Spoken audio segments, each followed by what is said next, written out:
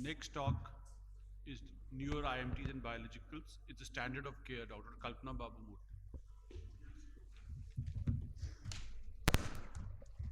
Good morning, everybody, and I thank the scientific committee for this opportunity.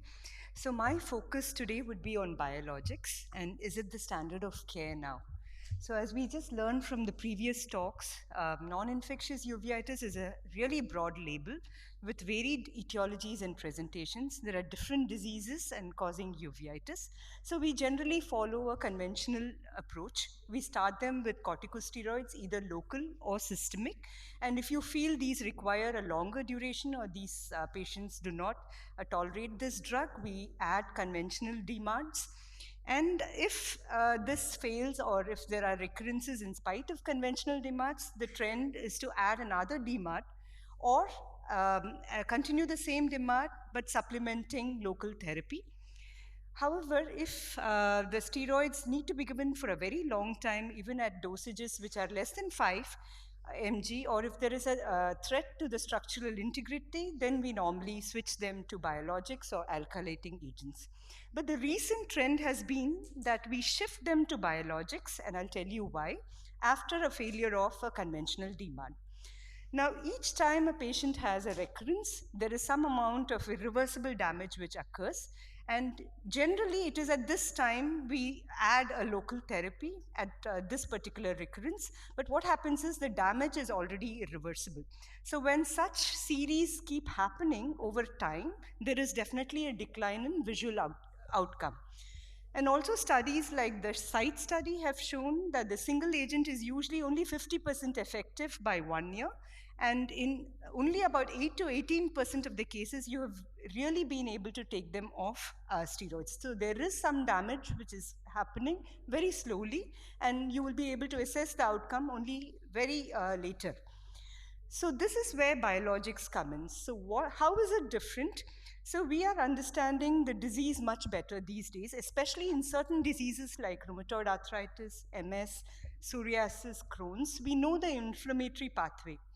So the present trend is to target this inflammatory pathway, and you target certain components of the inflammatory pathway, whether it is TNF alpha or the inflammatory cytokines, the T cells or the B cells.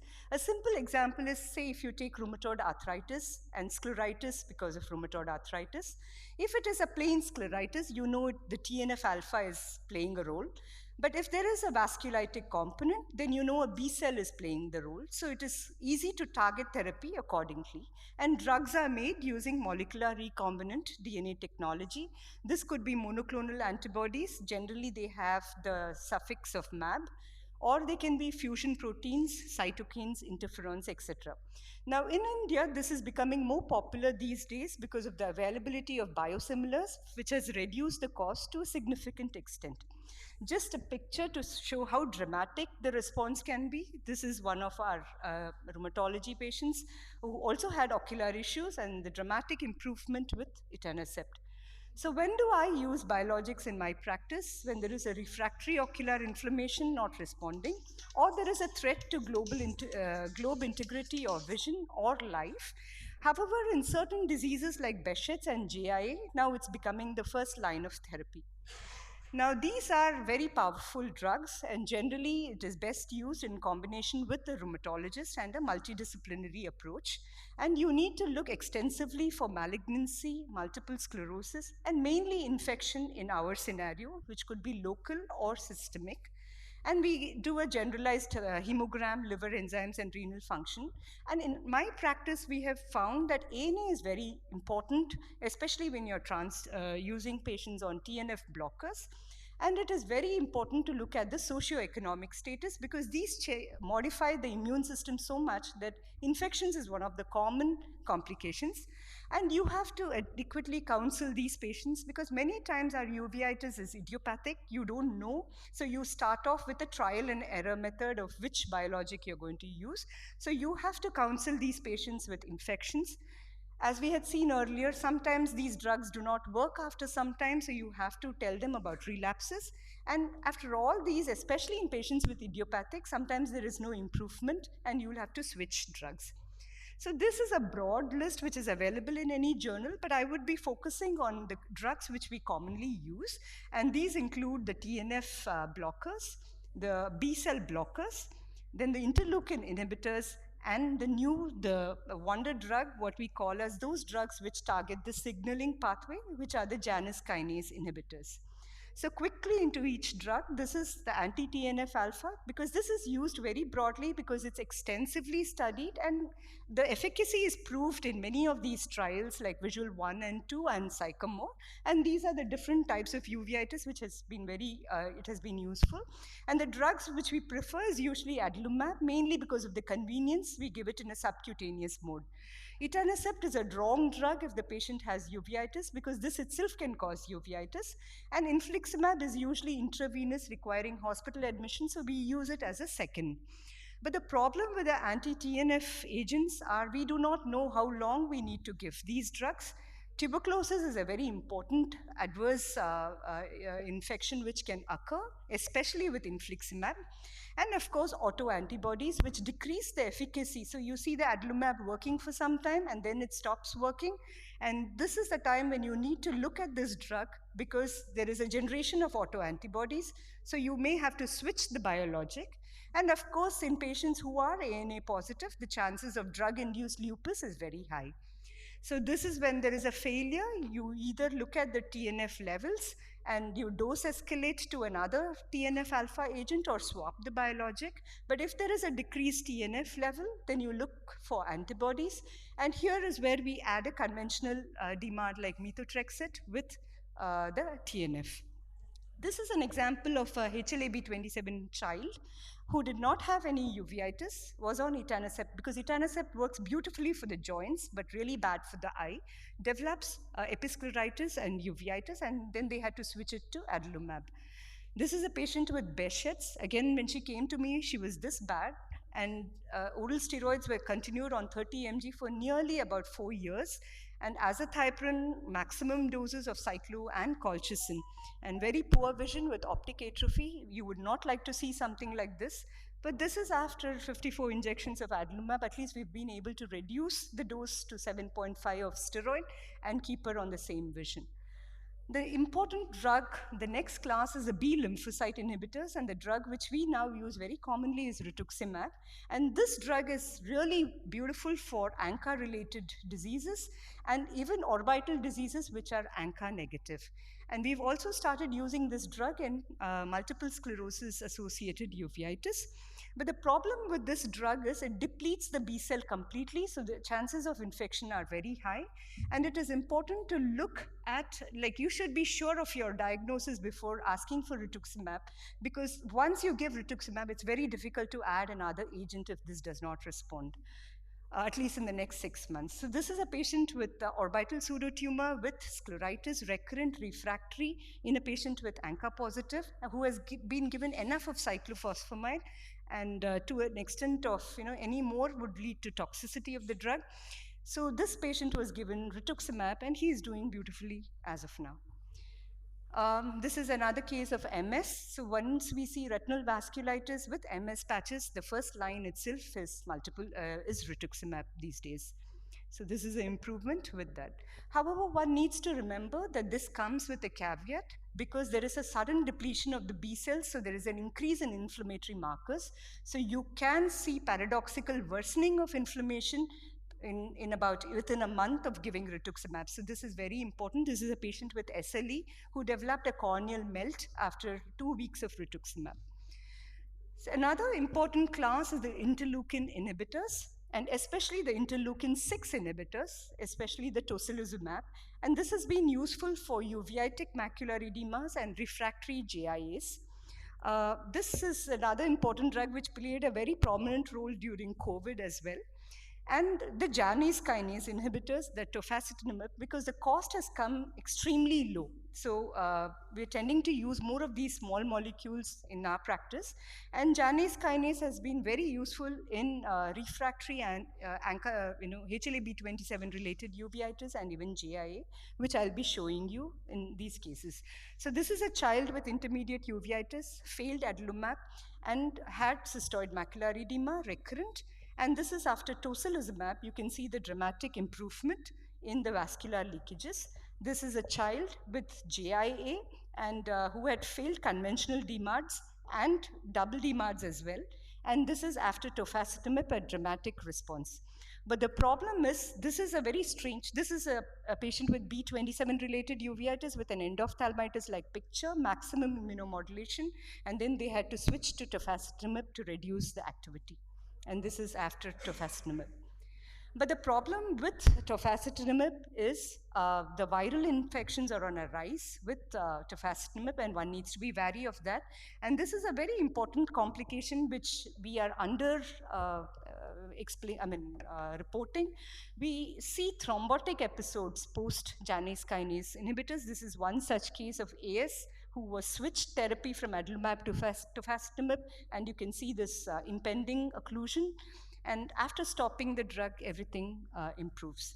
So just to summarize the entire thing, we have come a long way in uveitic therapy, from steroids to now biologics, but the importance is to work in a team. And I would end with this slide of GIA, and these were complications which I used to see as a fellow 25 years ago. And this is the extreme left is a photo on with conventional immunotherapy in JIA. And this right slide is with adalimumab, and you started very early and you were able to have such a good eye. I thank you all for the patient hearing, and welcome you all to Abu Dhabi for our annual USI meeting this year. Thank you. Kalpana, have you used biologics for intermediate uveitis? Yes, sir. Chronic intermediate. The problem with the intermediate, the problem with the intermediate uveitis is we do not know what is the pathogenesis, and so we start off with TNF alpha. Generally, they fail, and we had to switch them to tocilizumab if they had macular edema. But the problem is in continuation because tocilizumab is very expensive. So I have about 30 patients of intermediate children, about 10 are on ADA, 1/3 ADA in children. Majority are working fine.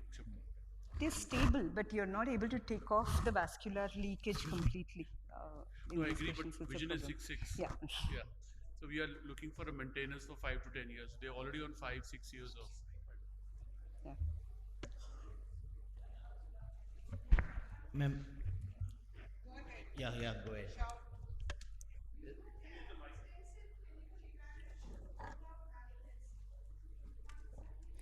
So usually when the patient comes already, they, at least our rheumatologists, just, they would have had a CT done. So by and large, grossly, they would have done a overall systemic examination and with a CT, chest and abdomen. That's all what we do. But we do mainly infection profile, hepatitis related. No. I think one important thing is Kalpana, beautiful talk. I don't think we can get rid of the peripheral vascular leak completely, and I don't think we should be using that as a parameter.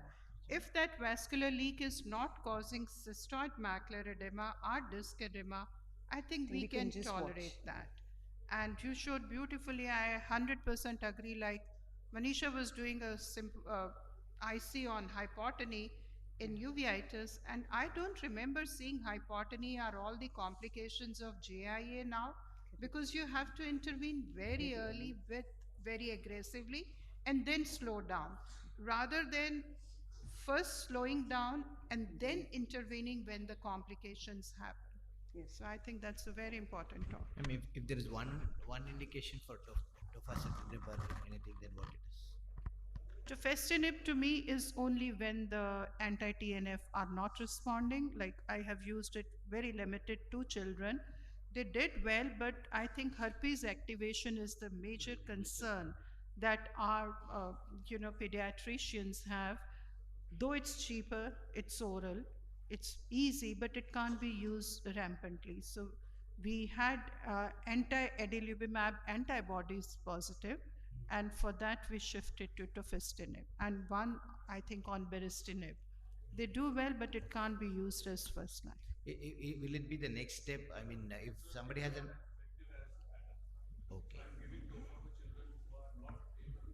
Yeah. The,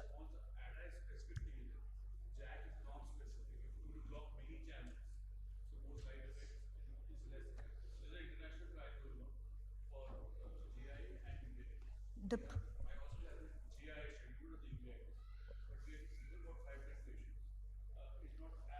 You know, for that international trial, yeah, A.V. they Ramanan stopped is them. the one who's running. He was with us for a week.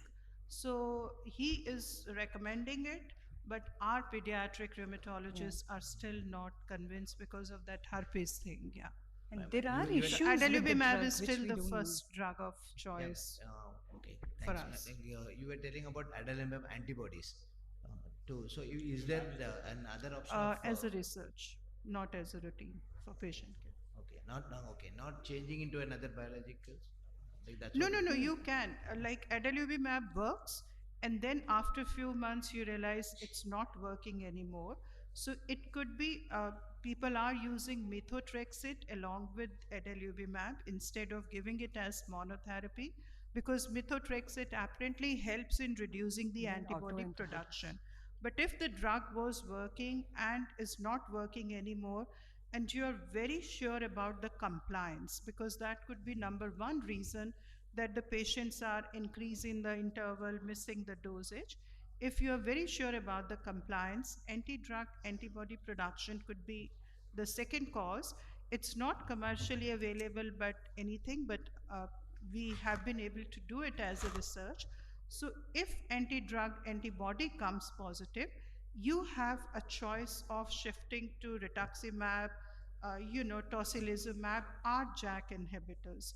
So I don't have the experience enough to tell you, but I just two patients we shifted to JAK inhibitors, children, they are doing fine. Any Jack inhibitor, India made and the US made, do they have a kit? Because the rheumatology. I Yeah, asked because this question to A.V. Ramanan not for JAK inhibitors but for biologics, biosimilars and biologics.